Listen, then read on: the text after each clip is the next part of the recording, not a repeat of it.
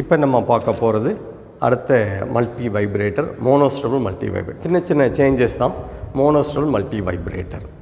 So already நம்ம சொல்லியிருக்கோம் மோனோஸ்டேபிள்னால் இந்த அவுட்புட்டில் ஒரு ஸ்டேட் ஸ்டேபிளாக இருக்கும், இன்னொரு ஸ்டேட் அன்ஸ்டேபிளாக இருக்கும். இப்போ ஸ்டேபிள்லேருந்து அன்ஸ்டேபிள் ஸ்டேட்டுக்கு போகணுன்னா ட்ரிகரிங் பல்ஸ் தேவைப்படுது. ஒரு ட்ரிகரிங் அப்ளை பண்ணால் அது அன்ஸ்டேபிளுக்கு போகும், பட் அது அன்ஸ்டேபிளே இருக்காது, திருப்பி ஆட்டோமேட்டிக்காக அது அதனுடைய ஒரிஜினல் ஸ்டேட்டுக்கே வந்துடும். ஸோ இது மோனோஸ்டபிள். இதுக்கு நம்ம எக்ஸாம்பிள் சொல்லும்போது வீட்டில் யூஸ் பண்ணுற காலிங் பெல்லை பற்றி சொல்லியிருக்கோம். அது ஆஃப்லேயே இருக்குது, அதான் ஸ்டேபிள் ஸ்டேட். சுவிட்சை ப்ரெஸ் பண்ணி எடுத்துடுறோம், ஆன் ஆகிடுது, காலிங் பெல் அடிச்சுக்கிட்டே இருக்காது, கொஞ்சம் நேரம் கழிச்சு அது ஆட்டோமேட்டிக்காக ஆஃப் ஆகிடும்.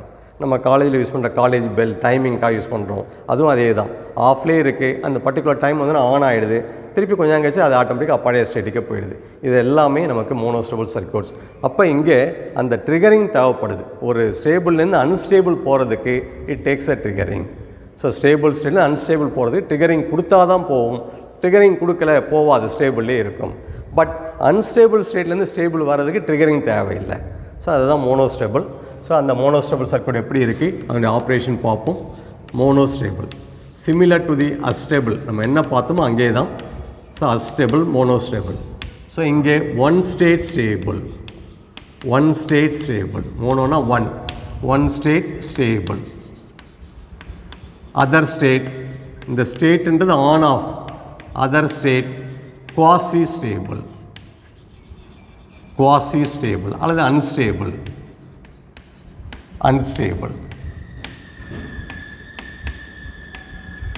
ஸோ இந்த சர்க்யூட் பார்த்தீங்கன்னா, ஸோ ஸ்டேபிள் ஸ்டேட் ஸ்டேபிளாக இருக்குது.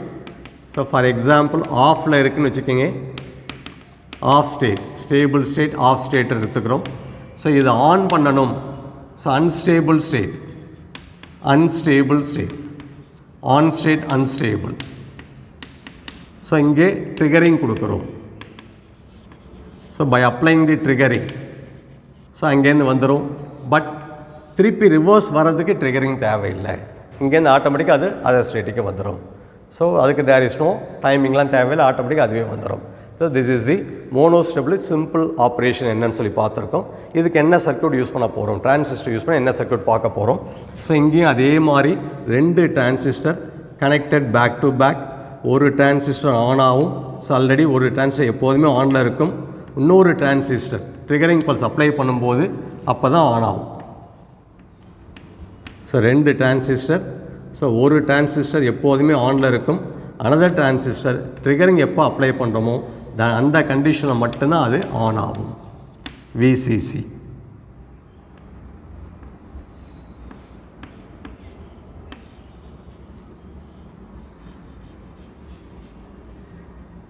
இது ஒரு filter capacitor.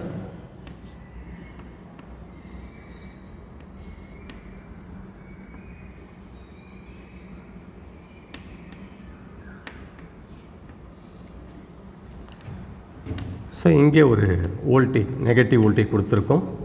So due to this voltage இந்த டிரான்சிஸ்டர் எப்போதுமே ஆஃபில் இருக்கும். ஒரு கரண்ட் லிமிட்டிங் ரெசிஸ்டன்ஸ் VEB1, அது VBE1. ஸோ இது emitter, collector, base B1 C1 E1. இது E2 B2 C2, RC2 RC1, so R1.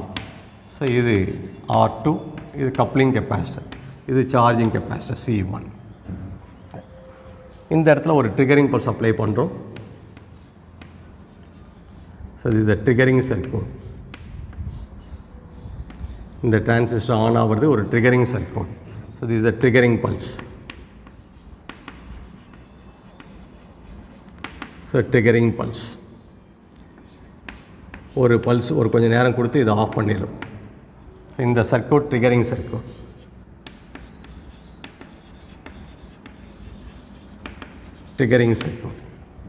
So இது நெகட்டிவ், இது பாசிட்டிவ். இப்போ இந்த கண்டிஷன், இந்த டிரான்சிஸ்டர் சர்க்யூட் கண்டிஷன் பார்த்தீங்கன்னா, ஸோ இங்கே இந்த VB1 இது நம்ம டிரான்சிஸ்டர் பேஸ் 1க்கு நெகட்டிவ் பொட்டென்ஷியல் கொடுக்குறோம்.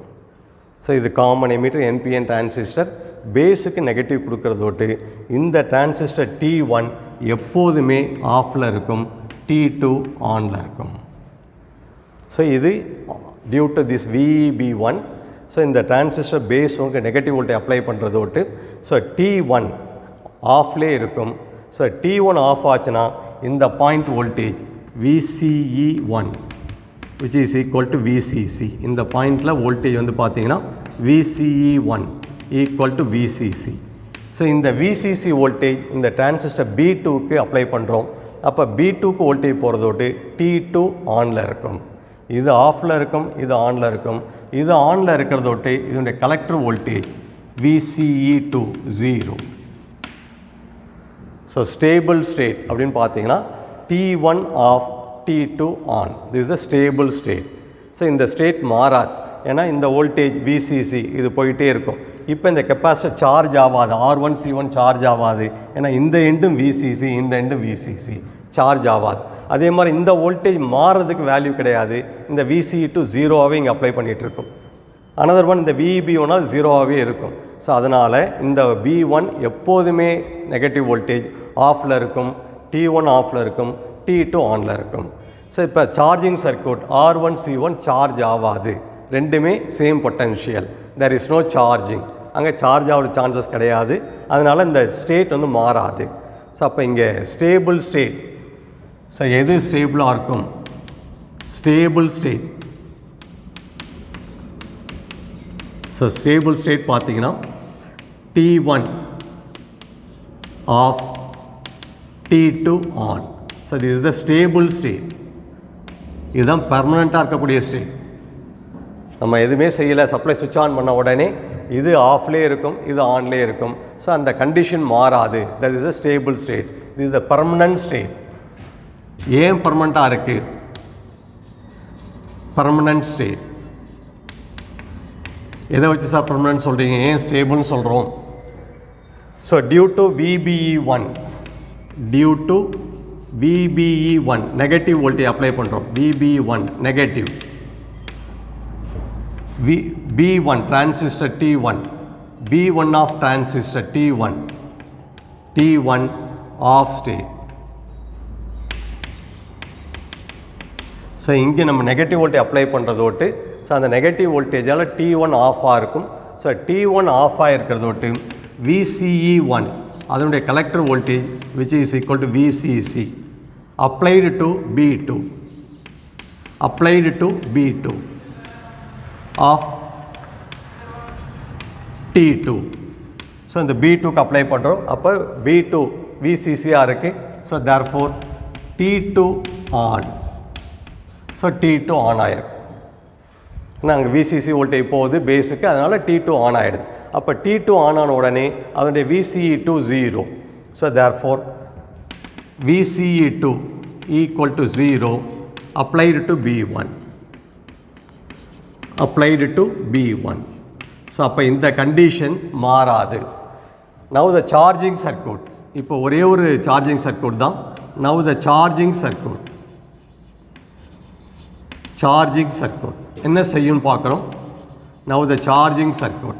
So R1 C1. ஸோ இந்த இடத்துல நம்ம VCC அப்ளை பண்ணியிருக்கோம். ஸோ இதுவும் VCC. ஸோ இந்த VCE2. So VCE1 is equal to VCC. VCE1 equal to VCC. So therefore there is no current through the charging. No current through charging circuit. Through charging circuit.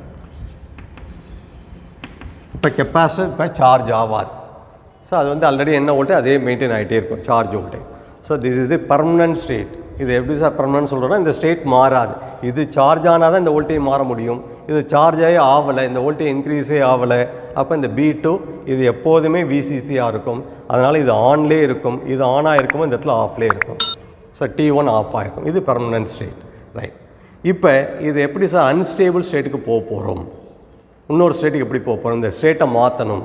Triggering pulse apply பண்ணுறோம். So இது த permanent state. அடுத்தது apply triggering.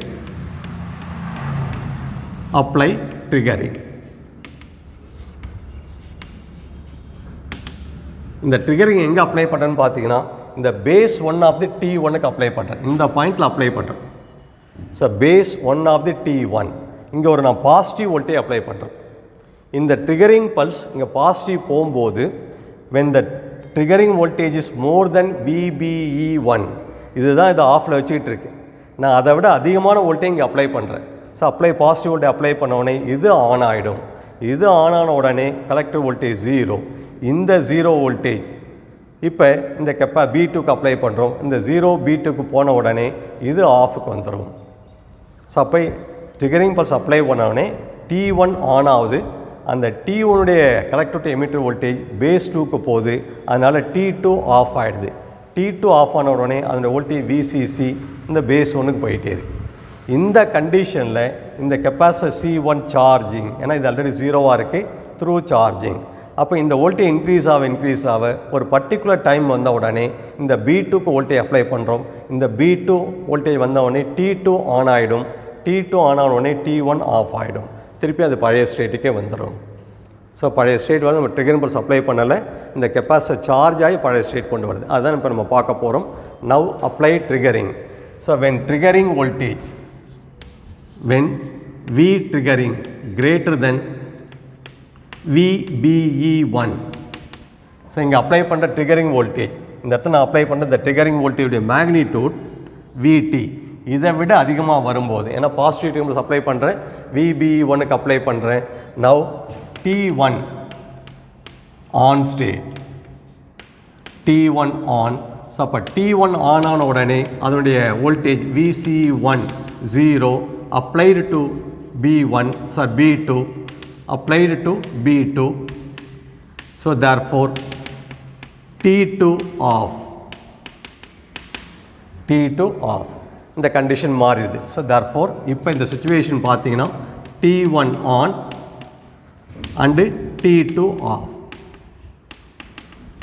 So இது அடுத்த state, second ஸ்டேட்டுக்கு வந்தது. First T1 off T2 on ஆகிருக்கு. இப்போ இந்த ஸ்டேட்டுக்கு வந்து ட்ரிகர் பல்ஸ் அப்ளை பண்ண உடனே T1 ஆன் ஆகிடுது, T2 ஆஃப் ஆகிடுது, ஸ்டேட் மாறிடுது.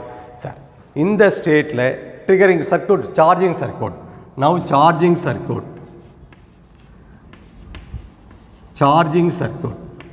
நம்ம ட்ரிகரிங் பல்ஸ் அப்ளை பண்ணலை, சார்ஜிங் சர்க்யூட். ஸோ இந்த charging circuit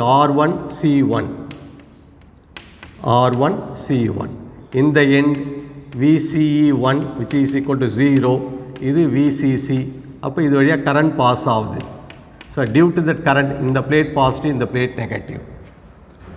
so this is applied to B2. So B2க்கு அப்ளை பண்ணுறோம். So therefore C1 charges when C1 increases, VC1 increases when VC1 more than cutoff voltage, VC1 more than cutoff voltage of T2, cutoff voltage of T2. So now T2 on and T1 off. So this is a stable state. This is a stable state. இது unstable. ஏன்னா இதில் அதனால் பர்மனெண்ட்டாக அங்கேயே இருக்க முடியாது. ஒரு particular டூரேஷனுக்கு அப்புறம் அது பழைய ஸ்டேட்டுக்கு வந்துடுது. இது அன்ஸ்டேபிள் ஸ்டேட் சொல்கிறோம். ஸோ இது மோனோஸ்டேபிள் மல்டி வைப்ரேட்டர். அப்போ இங்கே இனிஷியலாக பார்த்தீங்கன்னா ஸோ இது ஆஃபில் இருக்குது. ஸோ அப்போ இந்த வோல்டேஜ் VCE1 0. ஸோ இது 0வாகவே இருந்துகிட்டே இருக்கும். ட்ரிகரிங் பல்ஸ் அப்ளை பண்ண உடனே இது ஆன் ஆகும். தென் பர்டிகுலர் டூரேஷனுக்கு அப்புறம் மறுபடியும் திருப்பி வந்துடும். ஸோ இங்கே இந்த பாயிண்டில் ட்ரிகரிங் அப்ளை பண்ணுறோம், ட்ரிகரிங். ஸோ இது ஆஃப் ஸ்டேட், இது ஆன் ஸ்டேட். இங்கே எடுத்திங்கன்னா வோல்டேஜ் எடுத்து இது ஆப்போசிட்டாக இருக்கும். ஸோ ட்ரிகரிங் அப்ளை பண்ணும்போது இந்த வோல்டேஜ் 0 ஆகிடும், அதர்வைஸ் இது VCCயாக இருக்கும். ஸோ இது மோனோஸ்டேபிள் மல்டிவைப்ரேட்டர் சர்க்யூட்ஸ். அவுட்புட் ஸ்டேட் மாறும். அந்த டூரேஷன், எவ்வளோ டூரேஷன் ஆஃபில் இருக்குது, எவ்வளோ டூரேஷன் T1 ஆனில் இருக்குது, அது இந்த சார்ஜிங் சர்க்யூட் டைம் அதை பேஸ் பண்ணியிருக்கு. இப்போ நம்ம பார்க்க போகிறது பைஸ்டேபிள் மல்டிவைப்ரேட்டர் சர்க்யூட்ஸ்.